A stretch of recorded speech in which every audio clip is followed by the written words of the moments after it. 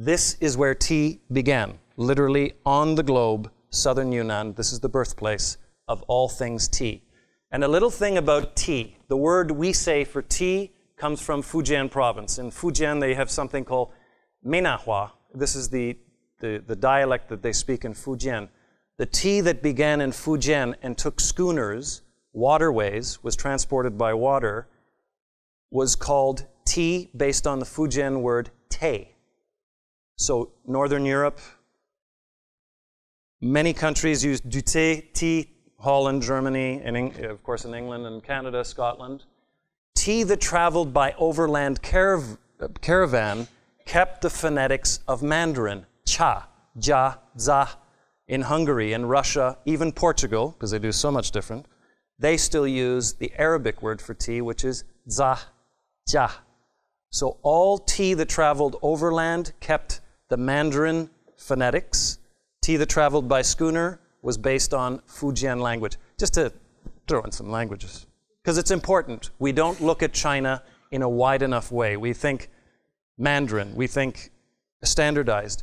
China is an incredibly vibrant place.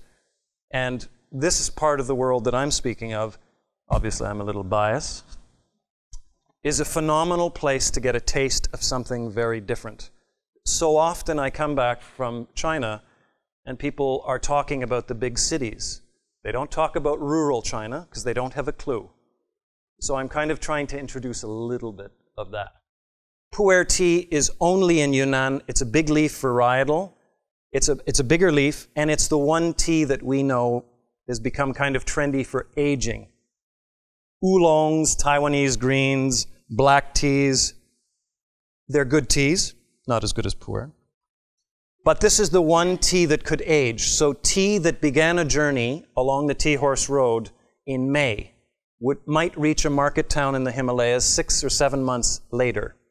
With the fluctuations of altitude, the body temperature of the mules, the yak, this would actually compost, start fermenting the tea.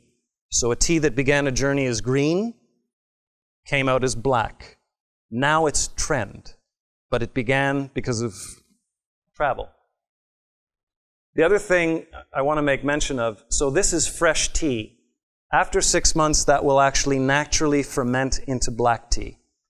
Green, yellow, white, black teas can come from the same plant. The only difference is what's done to the leaf after it's been plucked. There's a lot of confusion. People think that there's a white tea bush. There isn't. An oolong tea bush. No. All tea, an oolong, a white, a yellow, a pu'er can all come. Pu'er is the one big leaf species, but you can make any color designation of tea from any tea bush. This gentleman was an incredible man, half Lisu minority and half Han Chinese. So he had the very, very focused side and the very sort of Lisu hunter side. But he is an old medicine hunter. No formal education. Again, he cannot write his name.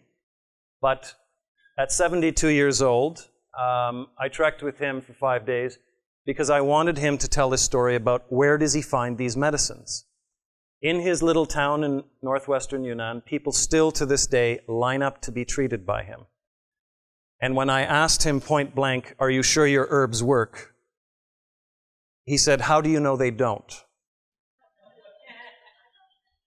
And then he told me, it's important, yes, that we have quantitative data. But in China and in these indigenous regions, they know because they've been doing it for 1,000 years. And the irony is, in the West, we're going towards back to the Eastern ways of treating. And in much of Asia, they're coming to our different system.